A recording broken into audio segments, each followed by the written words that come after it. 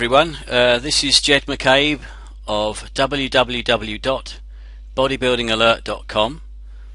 I'd like to welcome you first of all to this short video presentation which is called How to Design Your Own Best Workout Routines. Now first of all, you might be wondering, why should you design your own workout routines? Why not just go to one of the mainstream magazines like Flex and just take one of the routines out of there? Why not do that instead? The basic reason is that they're all crap. They're designed by idiots who don't have a clue what they're talking about. They're really champions routines, by which I mean they're routines done by professional bodybuilders who are often taking steroids, and if they're not, they're professionally building their own bodies, so they have far more time for rest and recuperation, which means they can do 4 or 5 or maybe more training days a week. What I'm saying is that in the real world, those routines won't work for the likes of us, because we're all trying to fit our training around a 9 to 5 job. Therefore we need to set our priorities somewhat differently.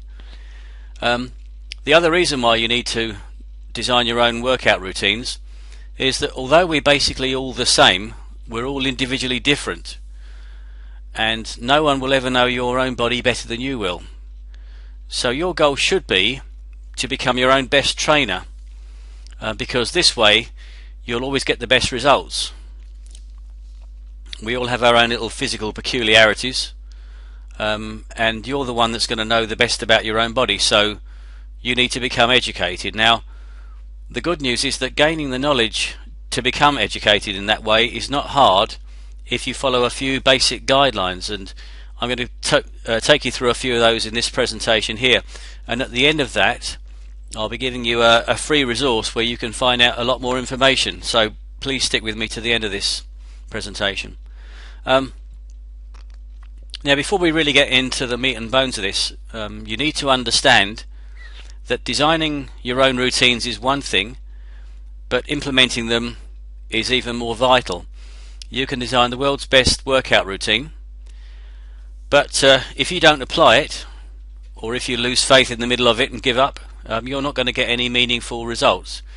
So hopefully after you've seen this video, you'll be armed with the knowledge to design your own workout routines and have the confidence to then follow through and actually put the routine into action. I think what most of us amateur bodybuilders lack is consistency, which is why I'm always a bit concerned when I see advice about what they call the muscle confusion principle, where idiots tell you to change your routines every 4 weeks or so to confuse your muscles into growing. This is absolute garbage when you think about it. We need consistency, not variety. If you're changing exercises every 3 or 4 weeks, then you're never having a chance to do an exercise long enough and to build up the weight to a meaningful amount to build any muscle. You probably also heard the other cliche, to get big you need to lift big. Now if you're bedding in new exercises every other week, you're never going to have a chance to lift big enough to make any muscle gains. Anyway, that said, now let's take a closer look at how you design your own best workout routines.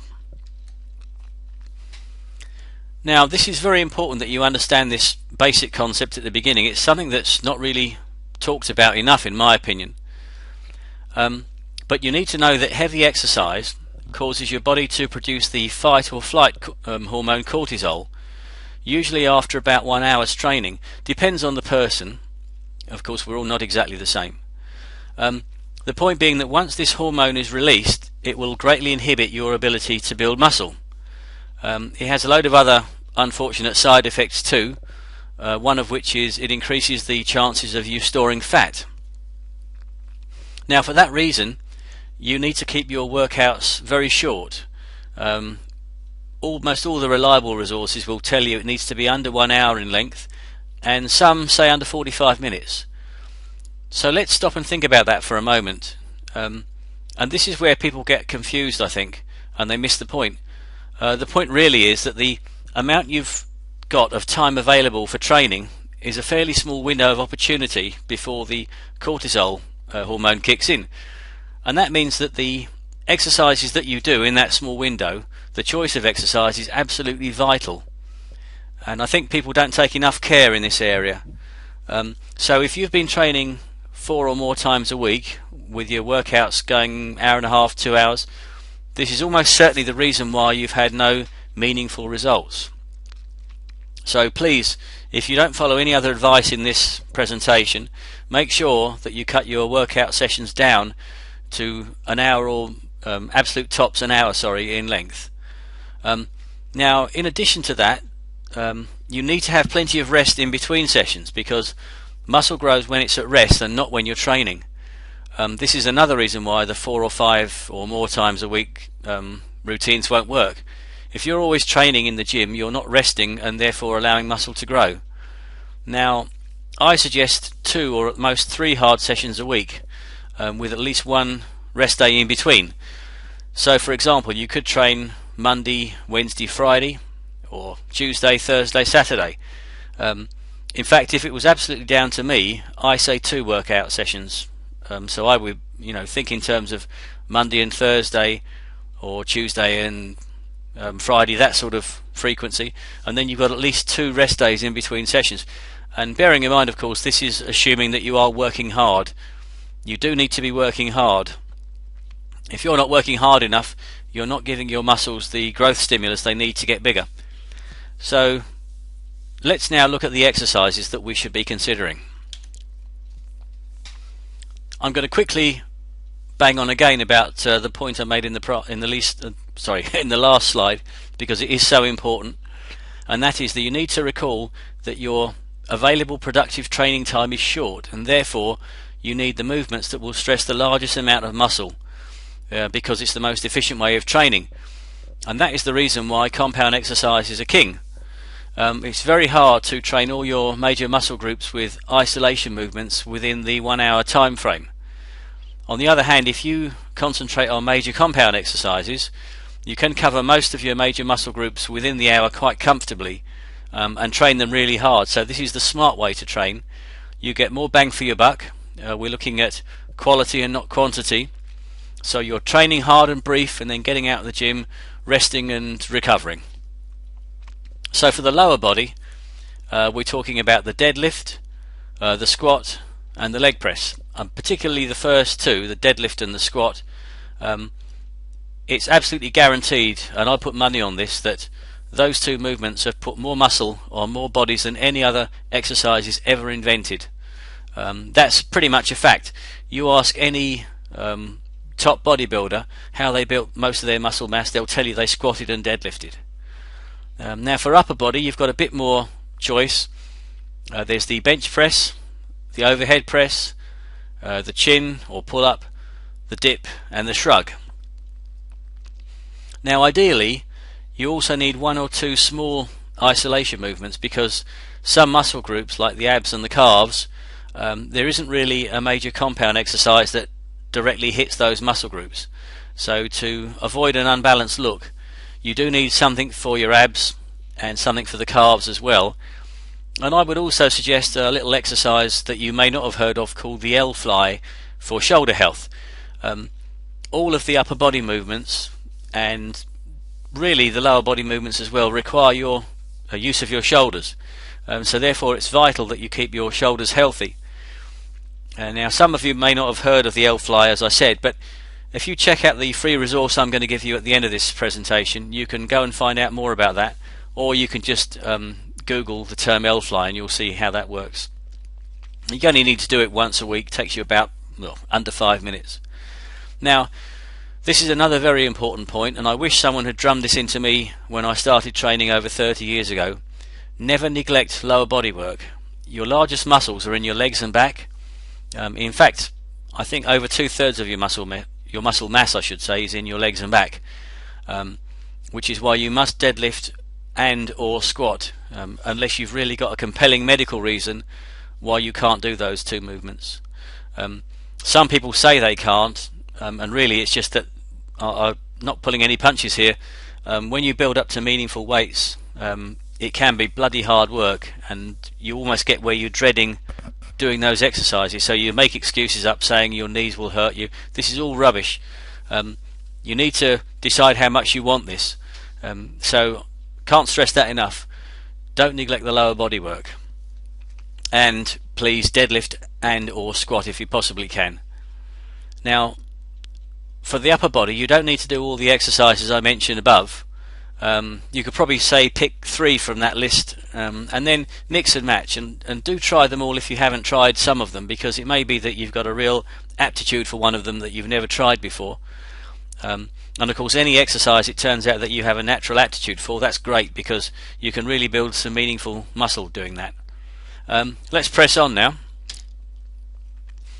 Now with the exercises I just gave you, you now need to divide these up into between 2 or 3 sessions. So here's a couple of suggestions how you might do that.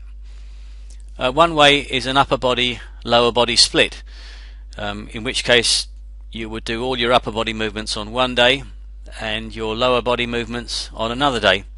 Now for me, I would do the lower body training first, because these are the real big exercises, and that can give you a terrific high that takes you through the rest of the week. So you know that once you've done your Monday or whatever it is lower body workout, you've done your hardest workout for the week. And I can't emphasize enough the amount of the high that gives you, knowing you put in a really hard and productive workout. Another way of splitting them is between pushing and pulling movements. Just to make this clear, for example, the squat is a pushing movement, the deadlift is a pulling movement, the shrug is a pulling movement, the chin-up is a pulling movement, the bench and overhead presses and the dip, these are all pushing movements. I hope you can see the logic behind that. Now the point is that if you do a pushing movement and then a pulling movement, or vice versa, you'll find it's easier to have a meaningful workout with the second exercise. So just to make that a bit clearer for you, if you do a pushing exercise and then a pushing exercise, or pulling followed by another pulling exercise, you'll find the second exercise you won't be fully recovered to get enough out of it. So for example, if you were doing, say, the bench press and then overhead press, you might find the overhead press you form and what you can actually work with suffers because you're still tired from the bench press. On the other hand, if you say followed bench press with the chin, that's a pushing movement and then a pulling one, you'll probably find that you're a lot stronger in the second movement than you would be in the first example of following it with the overhead press, because you're following a pushing exercise with a pulling one. I hope that's clear. Now finally, a third way of doing this will be 3 sessions a week, but and this is an important caveat, the assistance and smaller movements would be in the middle session. That would give you maximum recovery time between the 2 heavy sessions on days 1 and 3.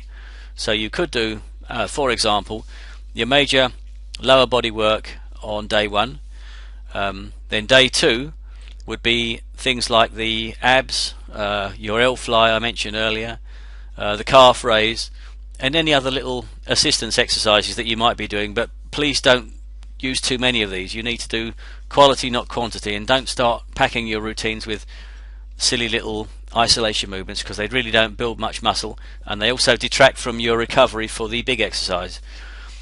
And then you would do your heavy upper body work on day 3. So here you might train Monday, Wednesday, Friday, or Tuesday, Thursday, Saturday, whatever suits you, but please note there's always a day of rest in between the sessions. Now I hope this has been useful.